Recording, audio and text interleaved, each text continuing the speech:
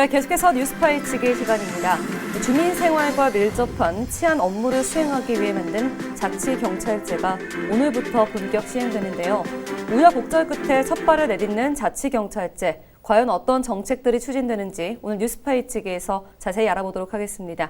네, 변호사님. 네. 벌써 7월 1일이에요. 그러게요. 네, 벌써 상반기가 끝나고 하반기가 시작이 됐는데요. 네. 네, 7월 달 하니까 좀 떠오르는 것이 바로 자치경찰제지 않을까 싶습니다. 네. 오늘부터 본격적으로 시행이 되잖아요. 네, 맞습니다. 참 그동안 뭐 말도 많고 탈도 많았죠. 지금 오늘부터 이제 충북뿐만 아니라 전국적으로 이게 전면 시행되는데요. 맞아요. 그동안 이제 경찰하면 국가경찰 하나만 있었는데 지금은 국가경찰, 수사경찰, 자치경찰 이렇게 세 개주로 네. 나눠집니다. 일단 국가경찰은 경비, 정보, 외사, 네. 경무 업무를 맡게 되고요. 수사경찰은 국가수사본부의 지휘 아래 형사사건 수사를 네. 주로 맡게 됩니다. 그리고 자치경찰은 각 그 시도에 네. 자치경찰위원회를 지금 이제 구성을 했는데요. 그 위원회의 지휘 감독을 받아서 주민 생활과 밀접한 업무를 수행하도록 되어 있습니다. 맞습니다. 지금 말씀하신 것처럼 자치경찰이 주민을 위한 정말 주민 중심의 지역 밀착형 네. 치안 서비스를 제공하는 제도지 않습니까? 구체적으로 어떤 역할을 앞으로 맡게 되는지 먼저 설명해 주시죠.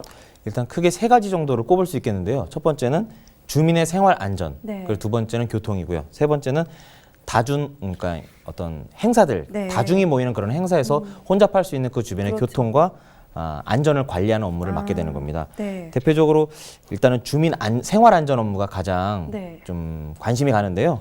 사회적 약자를 보호하고 이제 범죄를 예방하는 차원에서 활동이 진행될 것입니다. 네. 특히 여기서 말하는 사회적 약자 보호라는 거는 아동이나 노인, 장애인 학대, 그다음에 실종, 아동 범죄나 청소년 선도 보호, 학교 폭력, 그다음에 성폭력, 그리고 가정 폭력에 대한 어떤 예방 네. 활동 등을 할 것으로 보여지고요.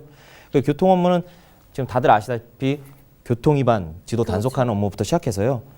주민이 참여하는 교통 활동을 어떻게 지도하고 안내하는 업무, 그리고 각종 교통 안전에 관한 홍보와 교육하는 업무까지도 확대될 것으로 보여집니다. 네, 설명 듣다 보니까요. 정말 지역 내에 이렇게 경찰적, 치안 도움이 필요한 곳곳에 좀 골고루 좀 배치가 되어 있다라는 생각이 들거든요.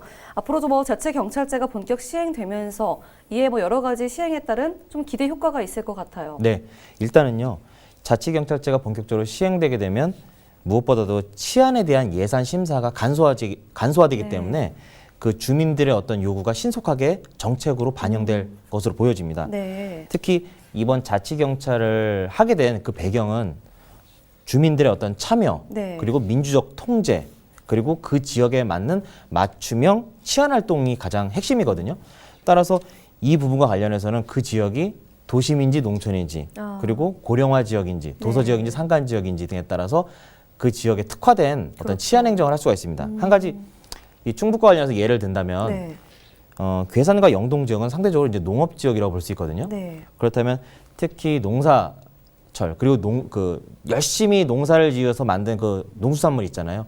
이거를 훔쳐가는 사례도 꽤 나왔습니다. 네. 근데 이러한 농산물 절도를 예방할 수 있는 치안 활동을 좀 더 중점적으로 할 수가 있고요.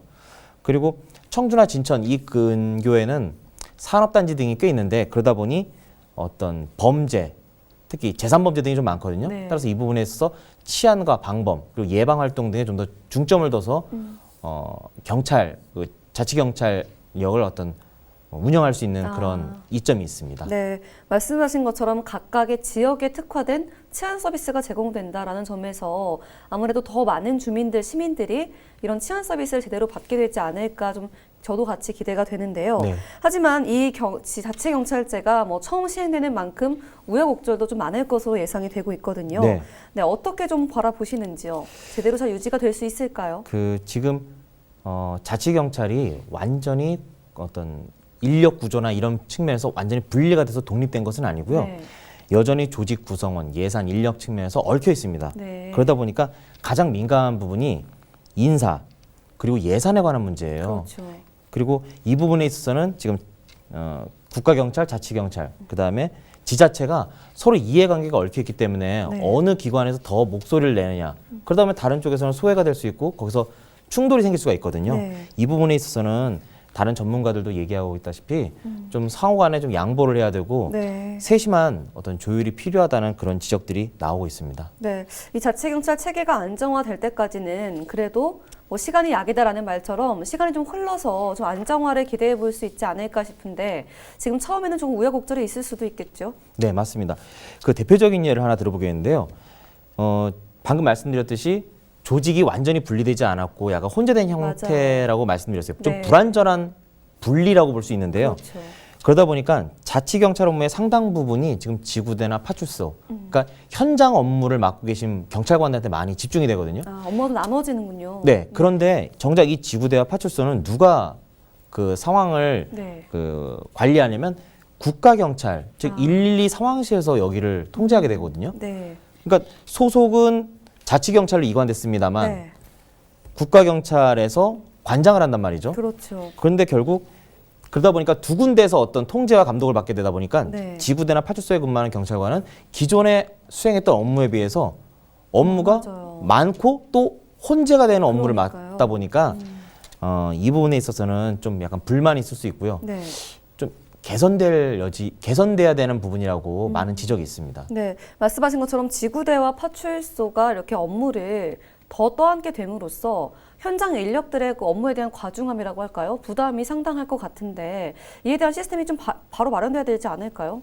그래서 현장에서 근무하시는 경찰관들 사이에서는 이제 자치경찰제를 본격적으로 시행할 거라면은 네, 지자체의 책임도 있다. 그렇죠. 그렇기 때문에 24시간 공동 대응 시스템을 구성하자. 이게 구체적으로 무슨 얘기냐면 네, 경찰뿐만 아니라 지자체, 그다음에 소방, 의료 이 각각 전문가들이 네. 협업을 해가지고 서로 공조 체계를 만들자. 아. 그래서 어떤 상황이 발생했을 때 좀 더 효율적으로 현장에 대응할 수 있는 그런 매뉴얼과 시스템을 만들어야 되지 않겠냐. 물론 이것도 하나의 제안이긴 합니다만 네. 그렇다 역으로 생각해 본다면 현재 이런 현장에 적극적으로 어떻게 적용할 수 있는 매뉴얼이 아직은 없다라는 반증일 수도 있어요. 그렇겠네요. 네. 네. 전문 인력들이 모여서 24시간 또 하루 종일 네. 발생하는 위험 상황에 대해서 좀 적극적으로 대응을 하자라는 그렇죠. 방안이 제시만 됐지 예. 현재까지 뭐 통과된 바는 없다. 예, 맞습니다. 네, 그렇다 보니까 현장 인력의 불만 사항은 앞으로 조금은 좀 나오지 않을까 예상이 돼요. 네. 개선돼야 될 부분이고요. 그렇죠. 그리고 지자체에 있어도 역시 이 자치경찰, 그러니까 지방자치의 어떤 한 맥락이거든요. 네. 그러니까 지자체에서는 단순히 내가 관리 감독권만 행사하는 것이 아니라 이 자치경찰제가 잘 안착시킬 수 있도록 맞아요. 지역에 있는 전문가들을 잘 융합시켜야 될 의무가 있다고 보여집니다. 네, 이 자치경찰제 시행이요, 참 첫 단추부터 우여곡절이 많았습니다. 네. 네, 말도 많고 탈도 많았던 게 사실인데 앞으로 좀 해결해야 될 과제가 앞으로도 수없이 남아 있을 것으로 예상이 되거든요. 네. 좀 가장 근본적으로 해결해야 될 과제 어떤 것으로 꼽을 수 있을까요? 자치경찰제를 하게 된 왜 우리가 자치경찰제를 하게 된지 그 이유를 우리가 생각해 보면요. 네.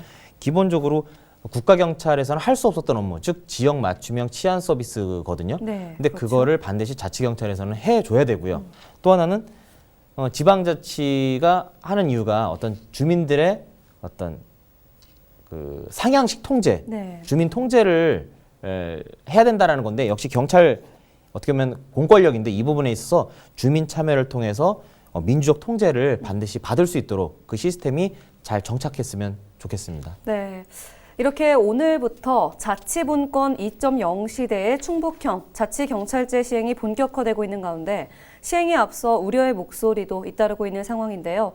제도의 본 취지답게 알맞은 지역의 특성과 도민들의 요구에 적극 귀를 기울일 수 있는 도민 밀착형 치안 제도가 안착될 수 있기를 기대해 보도록 하겠습니다. 오늘 뉴스 파헤치기 여기까지 하겠습니다.